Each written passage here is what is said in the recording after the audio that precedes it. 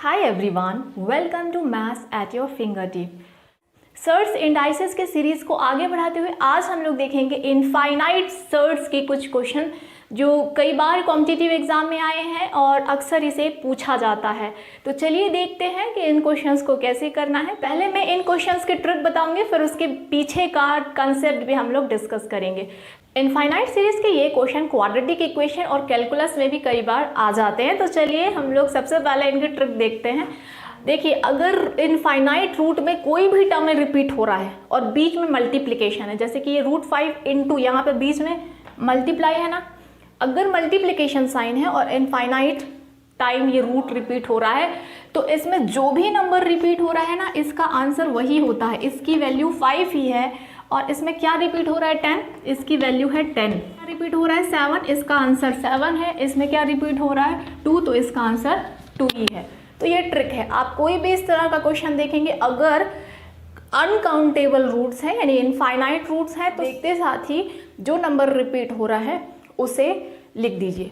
लेकिन अगर नंबर अलग अलग हो रहा है तो उसे कैसे करना है हम लोग नेक्स्ट वीडियो से डिस्कस करेंगे। फिलहाल हम लोग ये बात कर रहे हैं कि अगर जो टर्म्स हैं वो इनफाइनाइट टाइम्स है और एक ही नंबर रिपीट हो रहा है तो आप उसे कैसे सॉल्व करोगे। कुछ वेरिएशन भी हो सकते हैं, जैसे कि इनफाइनाइट बार ना हो के 4 या 5 बार ही रूट्स होता है और जो टर्म्स हैं वो अलग अलग हों, तब उनमें हम लोग दूसरे कंसेप्ट का यूज़ करते हैं।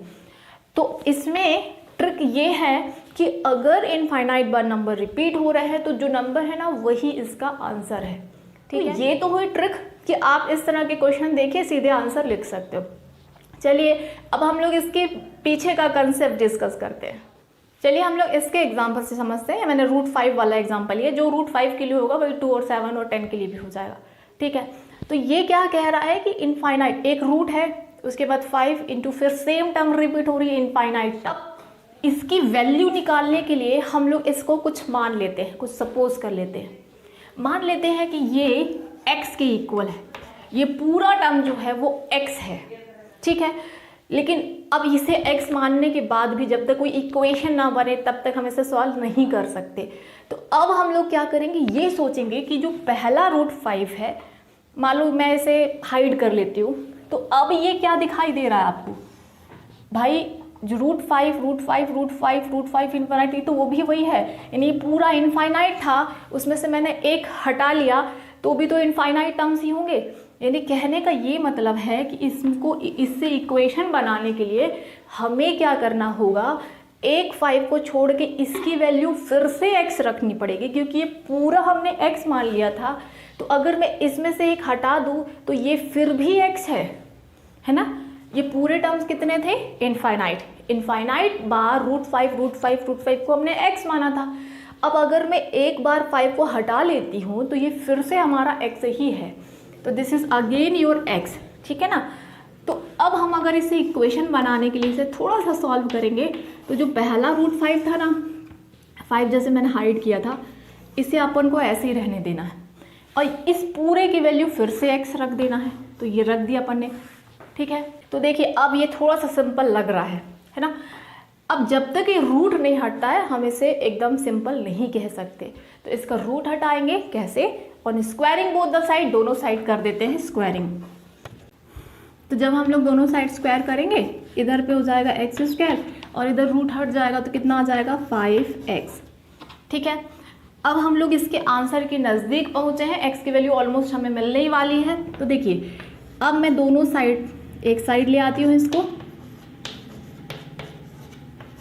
अब हम लोग अगर x कॉमन ले लें तो ये हो जाएगा x - 5 = 0। या तो ये 0 होगा, पहला फैक्टर 0 होगा, या फिर दूसरा 0 होगा। अब अगर x = 0 है तो ये वैल्यू मिल गई। ठीक है, और यहाँ पे हो गया आपका x = 5। तो x = 0 का मतलब है कि पूरा एक्सप्रेशन 0 है, जिसे हम लोग नहीं मान सकते, जिसे हम लोग एक्सेप्ट नहीं कर सकते। तो x = 5, तो हम लोग, मैंने आपको क्या बताया था कि अगर 5 रिपीट हो रहा तो उसकी वैल्यू 5 है। और इसी तरह से अगर इसकी में 5 की जगह 2 हुआ होता तो यहाँ पे आपको 2 मिलता और पूरी प्रोसेस के बाद हमें 2 आंसर मिल जाता। अगर यहाँ 7 हुआ होता तो यहाँ पे 7x मिल जाता और हमें पूरे प्रोसेस के बाद 7 आंसर मिलता।